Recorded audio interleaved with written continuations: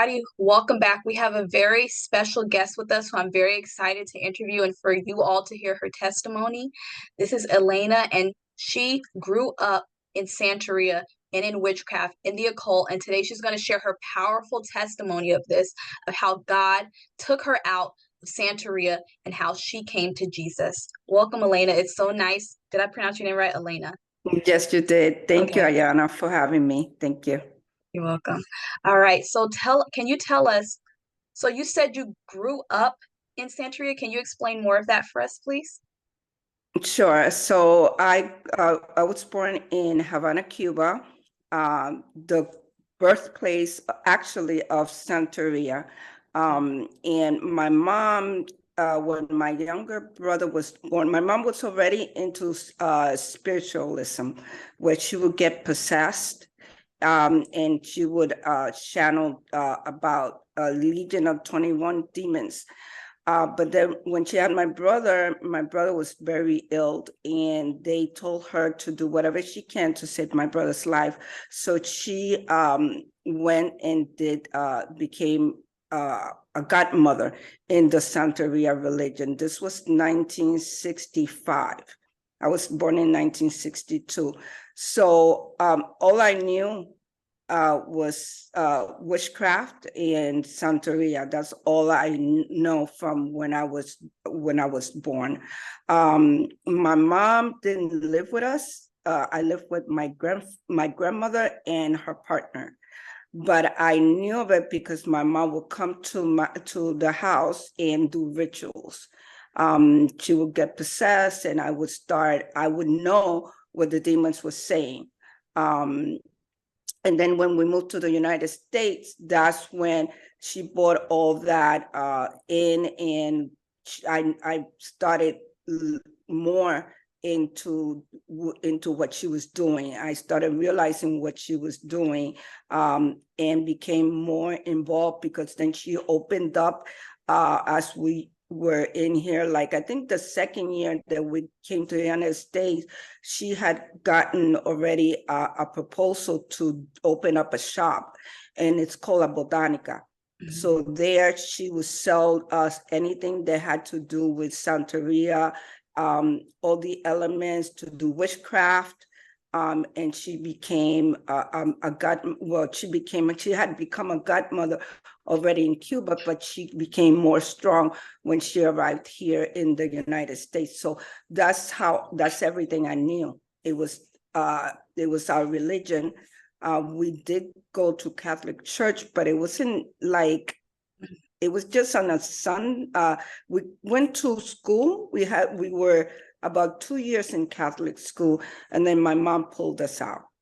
And but I didn't know anything about, like, I just knew that Jesus was, was crucified, like in the Catholic religion, but it was nothing that it was ever talked in my house. The name of Jesus was like never mentioned. God was never mentioned. The Holy Spirit was never mentioned. So that's all I grew up. Only the witchcraft stuff was mentioned. That was what was heavy in my house. Okay. And can you define some of those terms? So, like, when you said your mother was a godmother in Santeria, what does that mean? Okay, so Santeria is something that is like Christianity, but evil. So you have to be born into the religion. You don't just have an initiation, you have to be born into it. What that means is you do a ritual, they shave your hair bald, you actually go into a river, and they baptized you. Oh. They baptized you in the river. Then when you come out, you go to you dress. The next day, you're all dressed in white, your hair is shaved, and there's a ritual done, and they give you a new name. Oh, So wow. there's this is all done in a ritual, and there's a notebook that comes with a high one of the man priests. They come in and they will talk to the spirit guy, your spirit guy, and everything is written down in your notebook. It's your name, the date that you were born, that you were born into the Santeria is written down, who your mother and your father is, those are your main spirit guides that go in your conscience, in your head. So they would put that in like, how could I say, it's symbolic, and those are your spirit guides. So there's 7 of them, but there's 2 that are your main spirit guides in Santeria. So once you become initiated, become born again, you go through a year of apprentice. You be an apprentice for a year. For a year, you cannot do anything but learn. So my mom had done that already, and she in Cuba, she actually initiated with two persons. So when she came over, she was more into it, and then she became a godmother. That means that she would be your spiritual mother. Okay. Your spiritual mother in Santeria. So she became very strong and did initiated her, along with her apprentices, would initiate the ritual, would do the ritual, and it involves a lot of animal sacrifices. There's a whole wardrobe that the person has to wear for an entire year. They cannot wear colors. They have to wear only white. They cannot shake hands. They have to cross their arms, and they have to throw themselves on the floor, and then you have to cross your arms and bless them, and then they get up. They cannot shake hands. So it's a whole year of learning, and then becoming a godmother or the Yurbona. That is the second. It's like if there could be 2 women or 2 men, or a mother and a father. Oh, wow. Wow. Yeah, but there's 2. There's always 2 that will initiate a person. Oh, wow. Okay, very interesting. And also you said that demonic tongues, that you were able to understand it, or you could understand what the demons were saying. Yes. So my mom, before, like I said, before she became a godmother, she had already been channeling demons. Okay, so my grandmother didn't know what that was. She didn't know why is my mom getting possessed. So she actually took her to see one of those, a wish, and she told her she needs to channel it. Instead of doing deliverance, she told my grandmother, let her be. Those are spirits that need to come through. So my grandmother, in the ignorance, let her be. She didn't rebuke them. She just let them, take over. So it was a legion of 21 Haitian demons. The spirits were Haitian, and they spoke in a Haitian dialect. And we know that because they would tell my mom's followers where they were from. Now, at the beginning, when they started coming, there was a main one, a stronger one, and I could understand what it was saying. I have no idea why, but I understood it. And then people would tell me, I would tell them, this is what it said. And goes, you could understand it? I'm like, yeah, I understand what it's saying. So then my mom would start taking me to places so I could translate what the demon was saying. Wow. And so you said you didn't even know how you knew. You just somehow knew. Yes, somehow I just knew what it was saying. It was crazy, but I knew. And then the first time it happened, when my mom came to, they told her, your daughter translated. She interpreted what the entity was saying. And my mom is like, you know what it was saying? And I'm like, yeah. So then therefore I became her translator. Wow. Wow. And so how long did this go on? Like, it went on until I came, until I came to the United States And then it was like I said, she had her own place. My older sister helped in the store, and then I helped in the store to sell lotions and whatnot. We became very knowledgeable of the herbs and how to put them together. We became very knowledgeable of the different potions that she will sell for different things. And I became knowledgeable of what the whole Santeria religion was, even though I wasn't allowed into the room when they did, because only the people that were initiated into, that were born into it, could see the actual rituals. But I was outside always, and I knew there was animal sacrifices. I knew that they had to shave your head. I knew the whole ritual. Because Okay, it right. was like done every month there was somebody new doing this. They would do that too, maybe twice a month. There was a lot throughout the years. Okay. So you yourself, even though you grew up with your mother, being in Santeria, were you ever yourself initiated into Santeria or no? No, I was never initiated, but I started the process. Okay. I started the process. There was a time, I was about 20, in my 20s, early 20s. And then my mom had moved back. We lived in New Jersey. We moved to Miami, and we went back to New Jersey where she had the store. And at that time, I decided that, hey, I didn't know anything else. I had no, God to me was up in heaven. He was too busy to care about me. I had to, this was a way of life. I didn't know anything else. The Catholic school wasn't working for me. The church wasn't working for me. I found that God was not near me, and I saw my mom doing this. And so I got my beads, and I started receiving secondary spirit guides.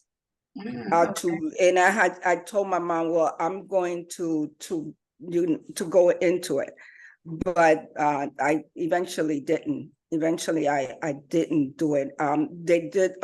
My older sister did, and my youngest brother did also, but I didn't. I never went through the whole thing. I did get initiated I started doing the process. Wow. So it's like God even stopped you from, fully initiating yourself, even though you didn't know, God was present. The Holy Spirit Yes. is the one who stopped you from fully initiating yourself into Mm, Santeria. yes. Well, I had like my grandmother's partner.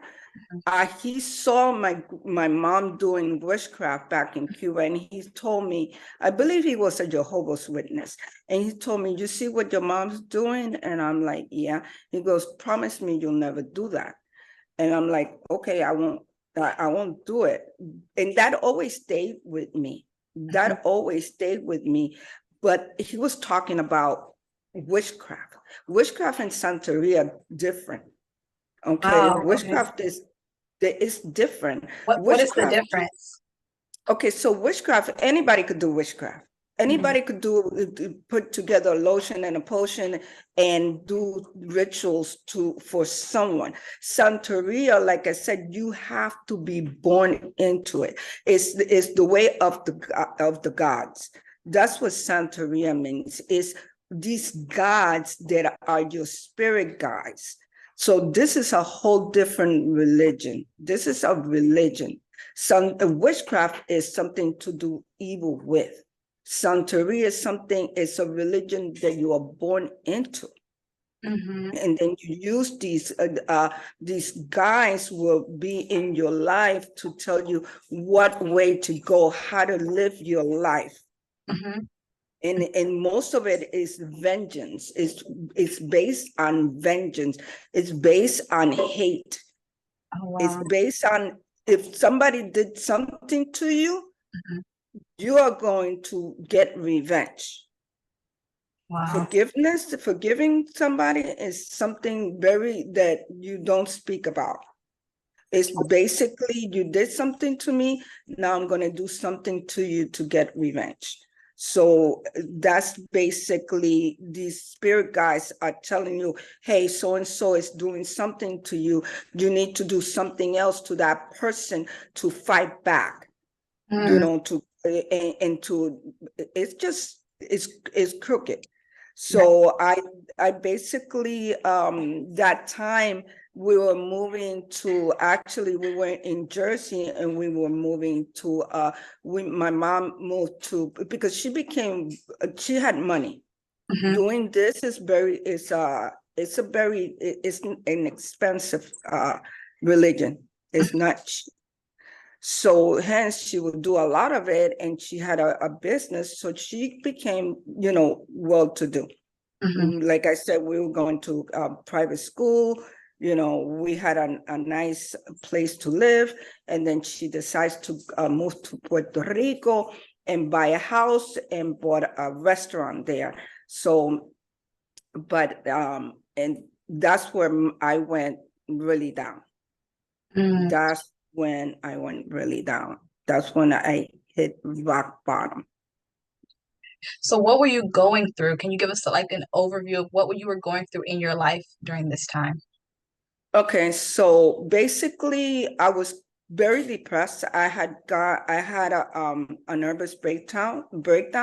I had an abortion in when I was living in Miami.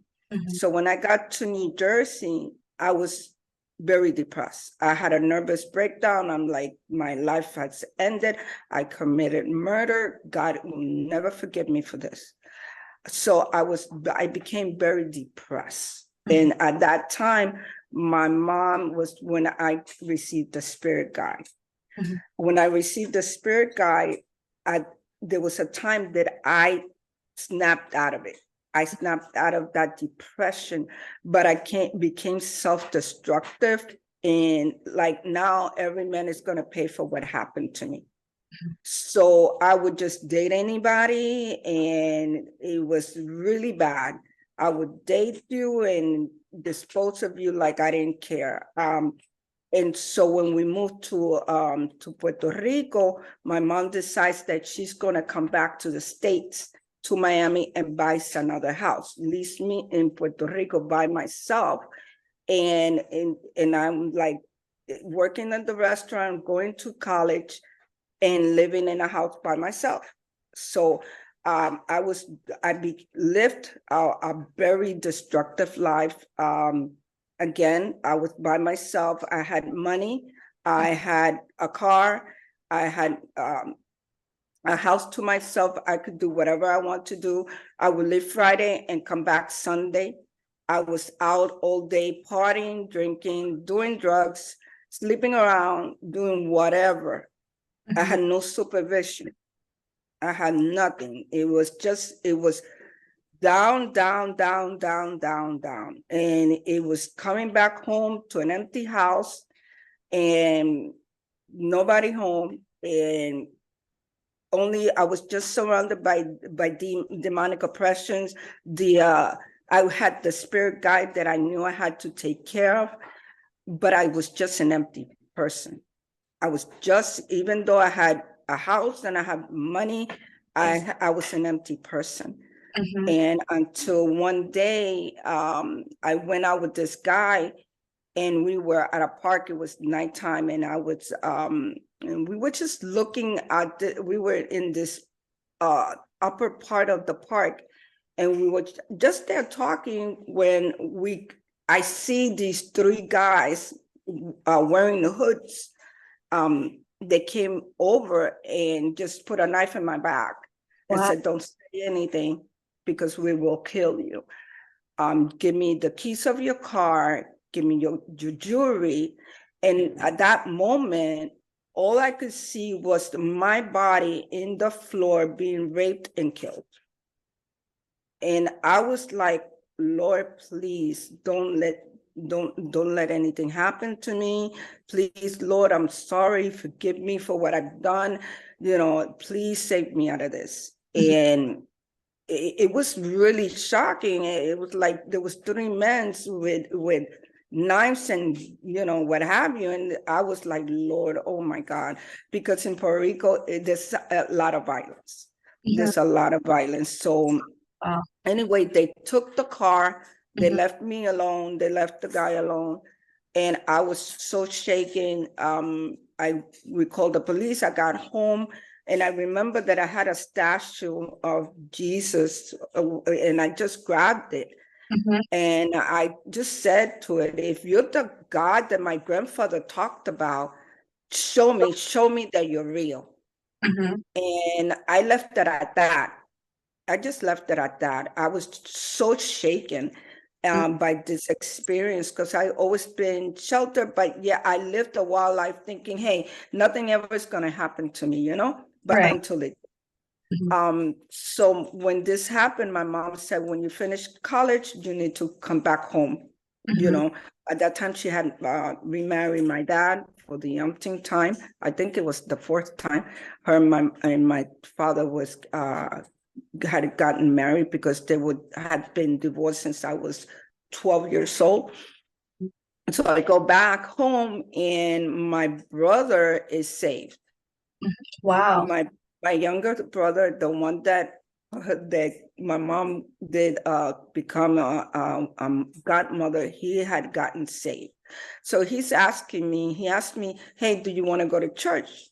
And I'm like, are you kidding? No. I'm like, no, I don't want to go to no church.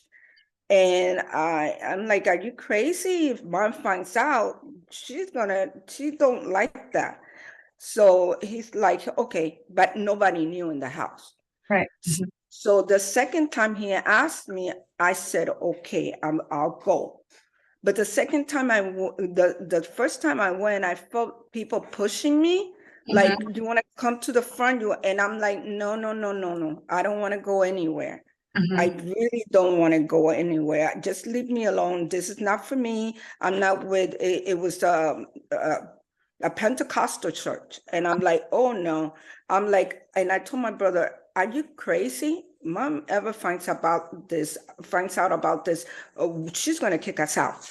Mhm. Okay. So, and I grew up very close to my brother. So my brother asked again, do you want to go to church?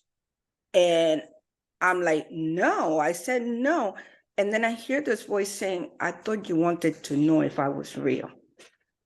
And Wow. I'm like, huh? And I was just, wait a minute. I said, yes, I really want to go. Let's go. And that day, my grandmother decides to go. That day, I don't remember what the pastor was saying, but I was bawling. I was wrecked. I was like, that day, nobody had to tell me, you want to go to the front. That day, I was like, can you wrap it up? Because I was like, on that altar, asking the Lord to forgive me. I repented. I asked the Lord to come into my life, and it changed my whole, I mean, my eyes open. I didn't know. And yes, we got kicked out of our house. Wow. when Right. when my mom found out that Mhm. we have been born again, we got home one day, and surely enough, our suitcase were outside the door waiting for us. So yes, Yeah. there was no talking about Jesus in my house. Right. Yes. And Jesus did say we'll be persecuted even by our family for following him. Yeah, it's very hard to live in a house that it was a house full of demons. Like you be in the kitchen and you just felt them and you see them, and it was Wow. everywhere. So Mhm. yeah, but we got eventually my mom allow me to go back home. My brother never went back. I Mhm. did go back Mhm. because I didn't know how to live outside my mom's house. I did Right. not. I had everything. Mhm. We had a 5-bedroom house, like, and I'm like, I'm homeless. Right. Yes. Like, how am I going to live by where? how am I going to make it out there where I'm going to live in the streets? So I went back home. And can you talk to us some more? Because I know sometimes, like, I've heard other people give testimonies about how, like, they were in Santeria, but they weren't born in Santeria. So can you, like, explain that some?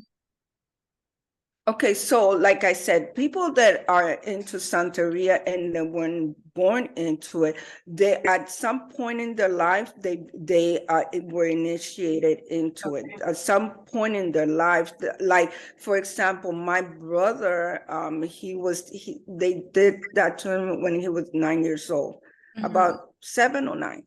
Mhm. So, but he was a child. A lot of people initiate their children Okay. at a very young age.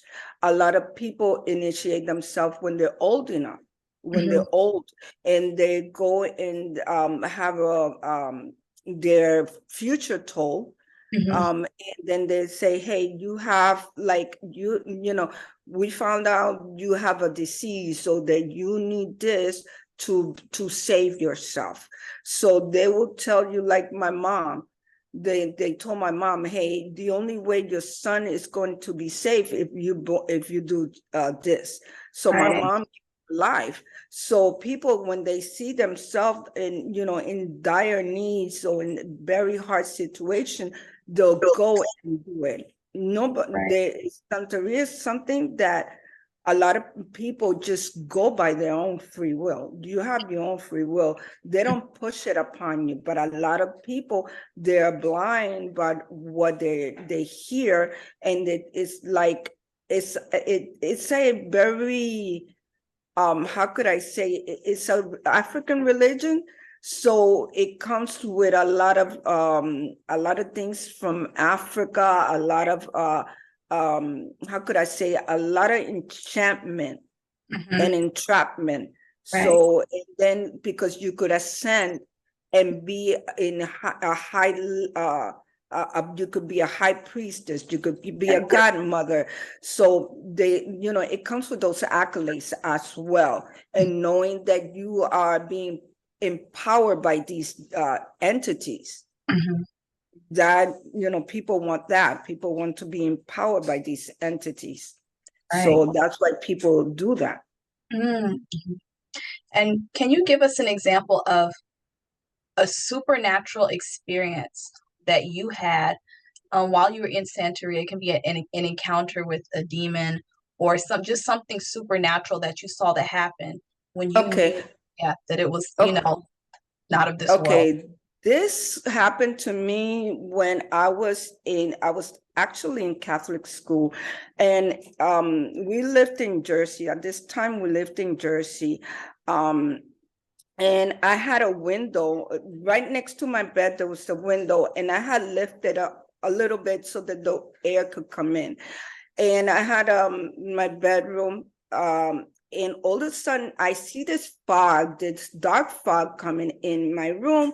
And I what's called what we call sleep paralysis. I couldn't move. All of a sudden I couldn't move. And on the left side, my room was dark because it was night. I see these little red beady eyes looking at me.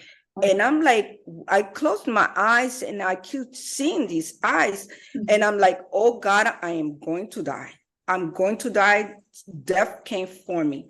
That's the only thing I could think. It was death coming for me. These evil eyes, this red evil eyes were staring at me, and I was paralyzed. And at that moment, I kept pinching myself on the side to make sure that I was awake. And I knew it because I felt the pain. I'm like, I'm not asleep. I am watching this happen right before my eyes. At the foot of my bed, I see a skull. And Wow. I'm like, what in the world? I'm like, this is death coming for me. There's no other thing. So I started seeing inside of me because I couldn't speak. Nothing could come out of my mouth. Mhm. I, I, I was frozen stiff. Like I never had that experience. And all I could say is in my mind, it was, God help me, God help me, God help me, God help me. all of a sudden, by the same window, I see this fog coming in, this white fog. And I'm like, oh Lord, what else is coming in my window? And so I see the black fog is taking shape, and then the white fog is taking shape, and now they're like this, they're face off. And I'm like, what is in front of my bed? They're having a conversation. I know that they were having a conversation because they were faced off. And I'm like, what is going on here? I thought one of them is coming to take me. Like, I don't know what it is, but then I see that the skull disappear, the red beady eyes disappear, the black fog leaves the room by the window, then the white fog leaves the room by the window, and my window closes shut. Wow. And I was like, what was that? Right. I Yeah. was like, that's the first time I experienced the supernatural, and it shook me. I was 11 and I still remember it to this day. Wow, that's incredible. Wow. So yeah, it seems like, one was from God, one was from the enemy, and they were arguing over what was going to happen. But God knew your future, that you would become a born again, on fire believer for him. So amen. Amen. Yes, yeah, it was very, and then from then on, I started seeing black shadows. I started seeing black shadows all the time in my Oh wow. mom's house. It was like it was their house. I started seeing black shadows all the time. Wow. And I remember one time one of her friends gave me a Ouija board for Christmas. And I was like, I don't need no more demons in here. When I read what it was for, I'm like, there's demons in my house, like there's angels in heaven. I don't need no more. I Right. don't need more.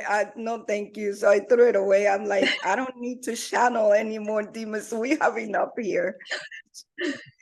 And it was just like that. It was that's the way I grew up. I didn't, sometimes like my mom would say, they're just spirits. They're just spirits. They don't mean you no harm.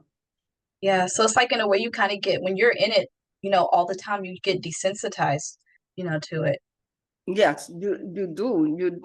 It was just a way of life. And I'm like, and I see them in all the time. And then when my mom had seance, another thing is that they will channel through, and other people would try to channel some, manifest. They would try to manifest, and my mom's demon is like, you're not manifesting anything. You're making it up. Because Wow. because people wanted to be recognized by manifesting. And that's when you will manifest a demon, you have recognition. Oh, really? So, Wow. yeah, and you have recognition. You have so and so. You're manifesting, a spirit guy. You're manifesting a spirit guy, and it comes to tell us something. These spirit guides will come and tell you something. So a lot of people would try to manifest, and the demons, the people that were like my mom was manifesting, and her demon could smell a fake. And like, no, you're not manifesting. There's nothing happening here. So they would tell you, just have a seat there. Nothing is happening to you. Wow. And yeah, a lot of times there would be people that would generally manifest, but there's also people that would make believe that they had a demon. Oh, wow. Very interesting. Yeah. And, with everything going on in the world, people are talking a lot about end times. And how do you think that, like, do you think that Satan is using the occult more during the end times than he was in previous years? Like, have you seen an uptick in people involved in the occult? What do you think about that? Oh, definitely. Definitely. We could see that in the music industry. We could see different artists channeling like Ochun, which is a deity. That's an entity, one of the spirit guides. That's the one my mom had. And it's, yes, Oshun. And then she had another one that is Chango, that is a soldier, but it's a woman. It's a woman. So yeah, you see them. You see a lot of artists getting into that because it's an African religion. And and they really don't know what they're doing. They really don't know the depth of that. So it's and they play around, they dance, and if they only knew that darkness that they're in, then you're not really free. You think you're free, but you're not. You're in total bondage. Yes. To these things. So yeah, there's a lot. I mean, throughout the years and everywhere, you see how the occult has taken off. And Yes. here more so, like in Miami, is everywhere. It's everywhere. And in South America, there's different branches of it. But nonetheless, is in the Caribbean. So it has and my mom traveled to Switzerland. My mom traveled all around the world. So there is in a lot of in every part of the world, you have this this religion touching people. Even in the in the industry, a lot of artists, a lot of politicians, cartels. The American side, as much as the Latino side, are into the occult. A lot of people say it, a lot of people don't say it because they don't want to be known.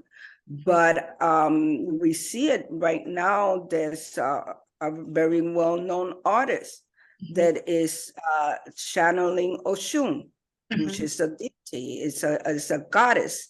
And that they dress in yellow and dress in gold. That is in the entertainment industry right now. A lot of people, you see them with their beads. They're not afraid of showing it. A lot of people are in the entertainment industry are into Santeria. Like you know that right now there's a big well-known artist that is channeling Oshun. And they wear yellow and gold clothing. It's all over the internet, all over social media. All this is not only artists, politicians, well-to-do people are into it. They know about it. They know that they do it to get a higher status, to get more money, to have that fame that these deities give them. This fake, sense of, I'm going to be rich, I'm going to achieve all this, but it comes with a cost. It comes with a cost. You're not serving the Lord, you're serving Satan. Yes. So it does come with a cost. And a lot of people, unfortunately, they're into this. And it's all over the world. My mom traveled the world. My mom traveled all South America, Central America, Europe, Switzerland, the Caribbean, doing this. So she knew about the cartel. She was in Colombia. So all this stuff is not new. It's been around for a lot of years, but now it's like we're not hiding it. It's in your face. Right. There's no reason to hide your religion. There's no reason to hide it. There is, a matter of fact, churches here that are Santeria's churches. Really? Well, I've never heard of that before. Yes, and you could, the animal sacrifices is okay because it's religion. So yeah, it's all over. Wow, that's so interesting. That's so interesting. And can you tell us also, since God had brought you out of Santeria and brought you out of the occult, what has God done in your life, since then? I know you and your husband have your own ministry. So can you tell us some about your ministry and what God has done in your life since coming out of the occult? Oh wow, it's been a long road, 35 plus years, almost 36 years, that I've been saved, and it's been a long road. Right now, we are in our church we serve. We had the homeless ministry, Miracles on the Street, where we go downtown Miami and we feed over 200 homeless. We cook meals, and we also get donation of clothing, sanitary pads, what have you, toothpaste, and we do that for the homeless. We also, my husband is in the music ministry. I'm an intercessor uh, in my church. I'm also involved with another ministry called Spirit House, and where I am also a leader and an intercessor. It's just been the Lord has put me in the to be a prophet, which was nothing that I wanted to do, but I got the calling once in Atlanta. One prophet told me, what your mom does for evil, you're going to do for good. So it happens that that was a calling that God had on my life. And it's just been amazing, the walk that God has for me, had for me, where He took me out of the darkness that my life was and totally transformed it. Totally heal my heart from having a absent father, to just being completely healed from the the Santeria and all that deity, all the darkness that my mom had. Unfortunately, she passed away, but she was saved at her deathbed. She Wow, did, yeah, at her deathbed, she was praise saved. So God. I give God all the glory, all the honor over her life too. Um, and it's never too late. It's Mhm. never too late. You never gone so far that the hand of God, the merciful hand of God, is not there to save you and to pull you out of wherever you are. So yeah, I do ministry every day, where I minister to anyone that that will have me minister to their life, and give exhortation, edification, and comfort. And it's just been great. It's just been great growing in the Lord, teaching, being a teacher of the gospel, Mhm. and just going out there, and not only here in my house, doing it live, but going out there in the streets where there's homeless people, where there's people that is no hope, where you could just hug someone that needs a hug. And there's so many people out there desperate, and that's what we love to do. We love to go in places that nobody goes into, and just feed these homeless people that have no hope, and pray for them, and pray for the territory, so that God could deliver them from whatever it is, the bondage. So yeah, we do ministry, but we do get our hands dirty. Mhm. Wow, that's amazing. Praise God for that. Thank you Amen. so much for telling your incredible testimony of how you came out of Santeria and Jesus delivered you, and now your ministry. It was mind blowing. It was a wonderful testimony to hear. And if you all want to contact Elena, I'm going to put her contact information in the description box, as well as all her ministry links. And thank you again so much for being here. Thank you. Thank you for having me.